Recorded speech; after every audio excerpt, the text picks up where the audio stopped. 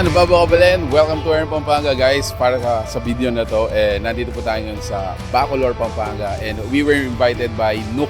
So it's a newly opened food park, commercial spaces that is located near po sa DHVSU. So ayun guys, we're gonna witness the opening. Also show you guys kung ano yung mga stalls, mga pwede nyong gawin or puntahan dito. So if you wanna know more, samahan nyo ako.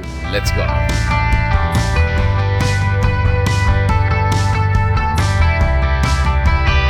Ako po yung Benji Pacheco. Kasalukuyan po may grand opening ta po kining Nook Rental Space.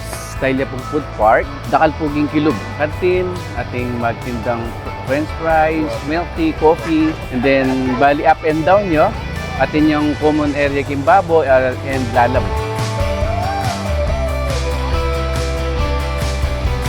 Start dito po sa labas. If you notice guys, ang daming mga DHVSU students. Dahil nga parang side gate na to ng DHVSU.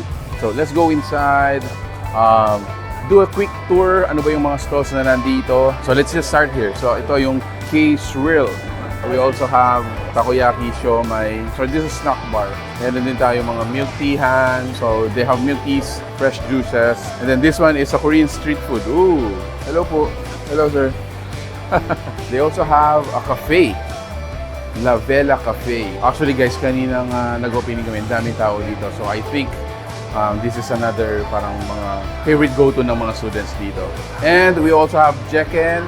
If you remember guys, na-feature natin si Jekken sa may Lazatin, San Fernando, Pampanga. So this is where it started. Another stall is yung Kiel, RJ's Snack Bar. Before we go up, meron pang isa dito. This is Machi Mango.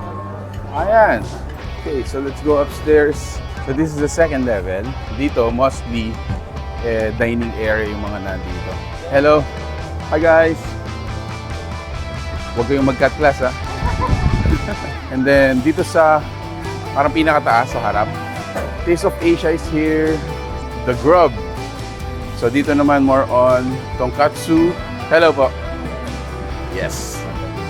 And then dito sa taas, meron tayong Calle Brews.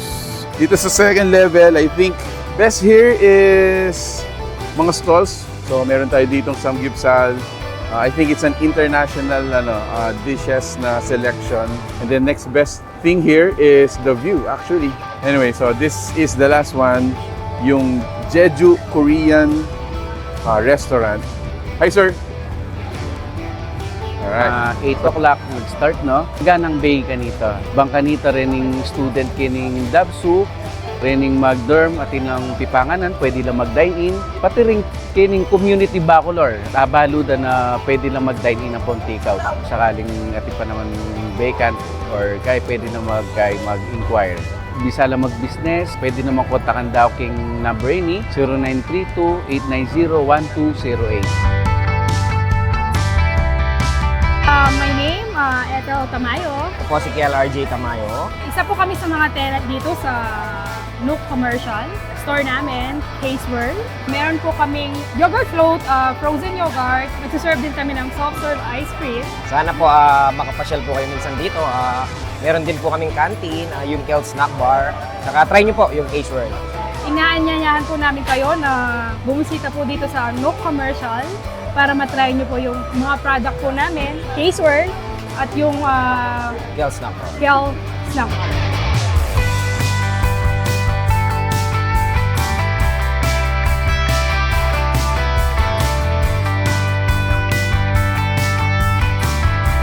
Masating yung opportunity aring magnegosyo.